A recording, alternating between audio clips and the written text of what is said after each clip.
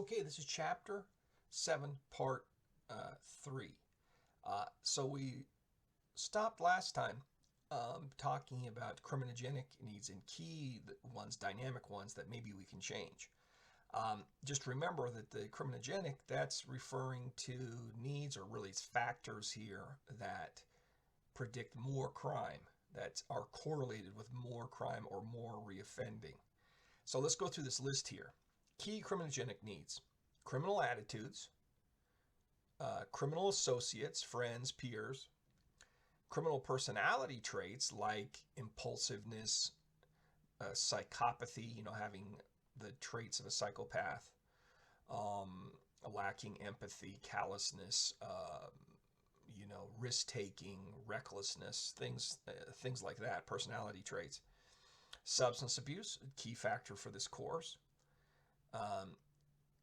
Unstructured leisure time, meaning that you've got a lot of free time on your hands without any sort of supervision or it's just hanging out time, right?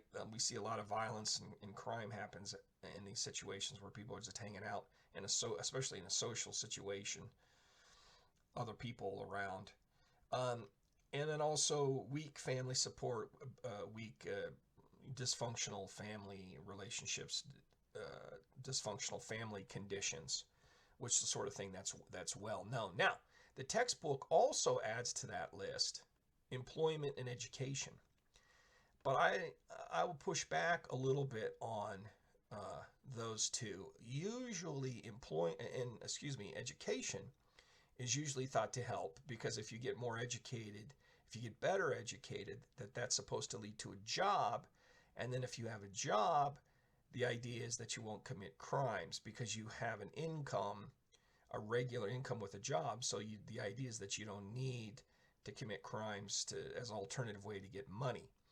But the research does not suggest that that's how it works. There's a lot of people who are prone to crime, very involved in crime, who still have jobs some of the time, have part-time jobs, get a full-time jobs. But the problem is that they're often poor workers. They're unreliable workers. They don't show up. They quit all of a sudden. They just are not reliable. Poor quality, tend to be poor quality workers. And actually, the research shows that if there's any correlation between employment and crime, it tends to go the other way.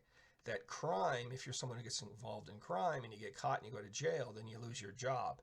That criminal involvement tends to close doors for you to get and keep jobs and to move ahead and to move up in your job. And so there's just not strong, clear evidence that if you get somebody a job, that crime goes down. There's a lot of these criminological ideas that seem to have a lot of plausibility, that seem to make a lot of sense, but it doesn't necessarily mean that the data backs it up. And the data don't clearly say that employment has much of an effect on reducing crime. Now, if you can get a job that you really love and that you're really attached to and that you really hate to give up, there is some evidence that could slow down one's criminal involvement. So some evidence there, but just the fact of having a job does not seem to make much of a difference. At least the evidence is quite weak there. So I'm pushing back a little bit against the textbook, but there's more evidence for these other factors that we've gone through and listed here, these other criminogenic needs, and there are things that you can work on. Now, one of them they talked about was criminal attitudes, and research shows that attitudes is something you can work on: beliefs, attitudes, perceptions, how you look at the world.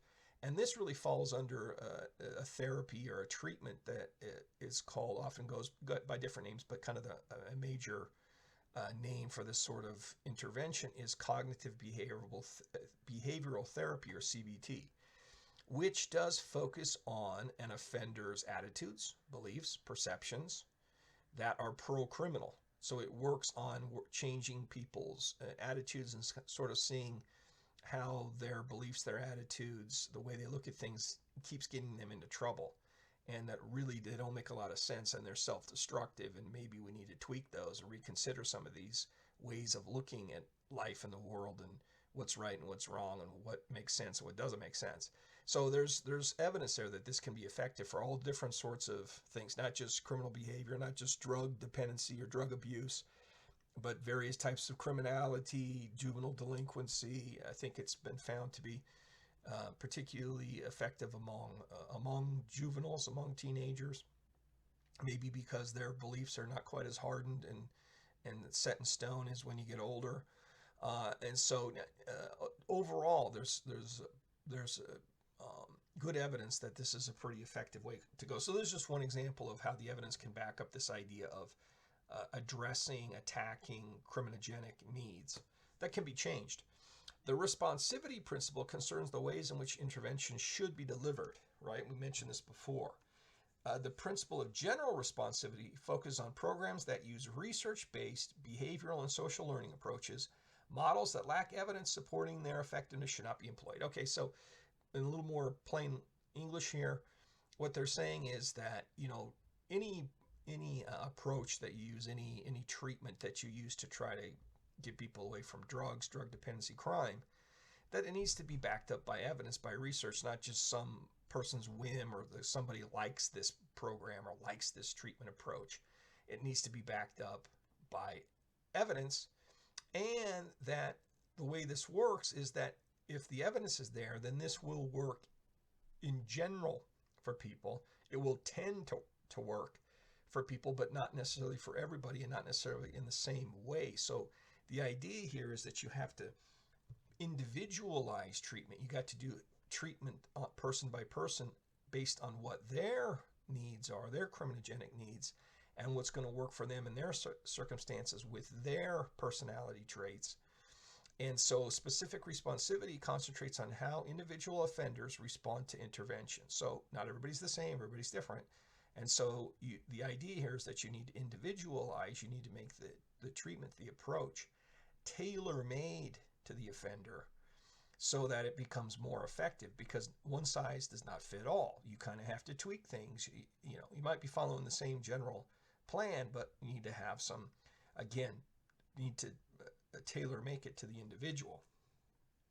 That's the idea of this responsivity approach.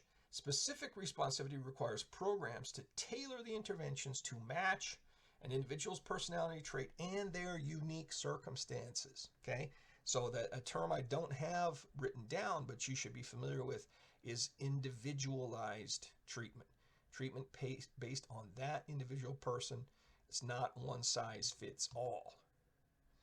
Drug control policymakers in the United States are just beginning to move away from the incapacitation as a primary tool for drug abusers. So the traditional approach, well, sometimes when it comes to drug abusers, is if we lock folks up, it's going to dry them up. They're going to be forced to become sober. It's going to be hard for them, but by forcing them to be away from drugs, that it gives them a chance to sober up and gives them a chance to straighten themselves out and then not go back to drugs. Hopefully, that's the idea. And so that's been, somewhat a traditional idea, is this idea that incarceration could be good for people because it gives them a chance to sober up and maybe get past the drug addiction before they're out there on the street. Well, the more recently, folks have sort of shifted away to some extent from that kind of approach, but again, not a lot. Just it's been a small shift. There's a recognition that periods of confinement or the threat of confinement in absence of treatment have limited impact on the problem of addiction or public safety. See, the problem with just locking folks up, if it just, you give them a chance to sober up. But if there's certain criminogenic needs, if there's something that's driving their addiction, their dependency, deeper factors, then it may not be enough to just give them a chance to sober up. That they get back on the street in the same circumstances and have the same sort of needs, the same habits, if they're basically the same person, that they may very well go back to that drug and return to that drug dependency, and then you're back to more crime. So it's the idea that if you don't treat the problem, that it's going to come back. A national study that examined the recidivism rates of released prisoners in 30 U.S. states between 2005 and 2010 found that among drug offenders, 77% were arrested for a new crime within 5 years of their release, with most arrests occurring within the first year. Okay, this is one specific big study that the textbook cites. Let me give the bigger picture here, based on not just one study, but lots of studies. The other studies confirm this, which is, forget about specific numbers. The fact is that most people who are released from prison are going to return back to crime, are going to recidivate. They're going to return to their criminal behavior, their criminal habits.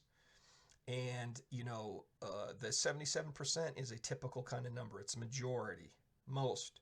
And most will go, a lot will reoffend quite quickly. As they say here in this study, they found within the first year. So again, you can look at 1 year, 5 years, 10 years, but if the more time that passes, the more likely that the person will end up, reconvicted again and resentenced again and maybe back behind bars. So it's, especially if you're looking long term, you could call that the norm. You could call it, that's what happens to the majority, the vast majority end up going back. Some of them fairly quickly. Now, the textbook interprets that. It stresses that these results suggest that incarcerating drug offenders has limited impact on deterring them from breaking the law. Which, you can see that if you serve time in prison and then you go right back to your crimes when you get out, well, obviously it didn't deter you. It didn't convince you. It didn't teach you a lesson to stay away from crime, to stay away from drugs in the future if you go right back to it. So the authors are making a valid point that if just about everybody goes right back to their crimes, it's not really deterring. And the evidence for deterrence overall is quite weak. It doesn't work nearly as well as we would like it to. But let me sort of give an alternative interpretation too, to kind of accompany, to go along, to supplement what the textbook is saying. And that is, yeah, it's true that if you're focusing on deterrence, this seems to indicate there's not too much deterrence going on when the vast majority is returning back to prison within a few years. But, you can also interpret these results as being kind of supportive of a pro-incapacitation argument, which is, well, these guys clearly have a habit of crime, a habit of drugs that a stretch in prison doesn't fix. They still have these, this predisposition, this desire, this inclination, this weakness to go back to crime. And not all of them, but most of them go back to it. So that shows that their tendency to commit crimes is it's very stable. It's enduring. It doesn't magically go away for even when you lock people up and do something extreme like locking them up. It still keeps on going. Once you give them a chance, you're back down on the streets and they have their freedom again. A lot of them go right back to the crime. So it shows that the crime is deep-seated. It's very stable and enduring. And so a pro-incapacitation person would say, well, we need to lock up people as kind of like for as long as we can, because that's the only way that they're not on the streets committing crimes or abusing drugs or selling drugs or whatever, is that they're physically not able to.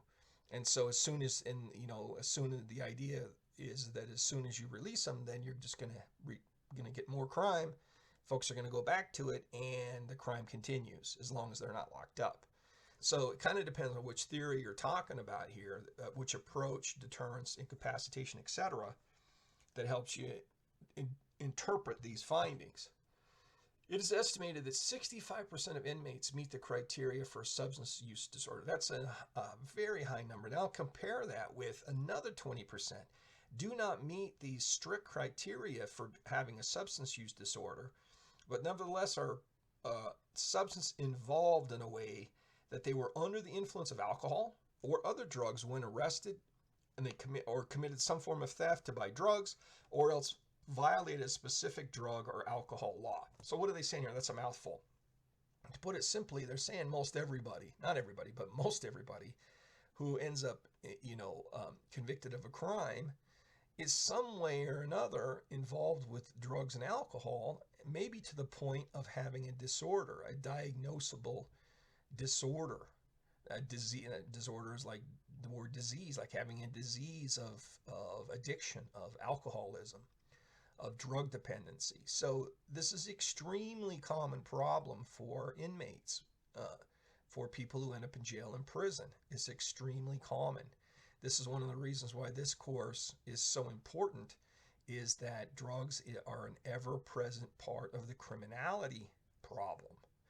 And these numbers really speak to that. You just don't have very many of these criminals who have absolutely nothing to do with substance abuse or alcohol abuse.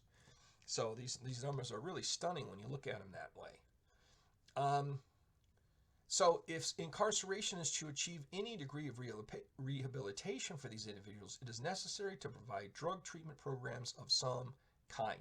That's the argument that's being made by the authors of the textbook, that the idea is that so many of these people have a problem here. It's one of these criminogenic needs. It's driving the crime. It's driving the criminality. It's driving the illegal drug use, perhaps drug sales, trafficking. And so the idea is you just can't let it go. You got to treat it. You got to work on it, or it's not going away. Let's stop there. We'll continue on in the next segment.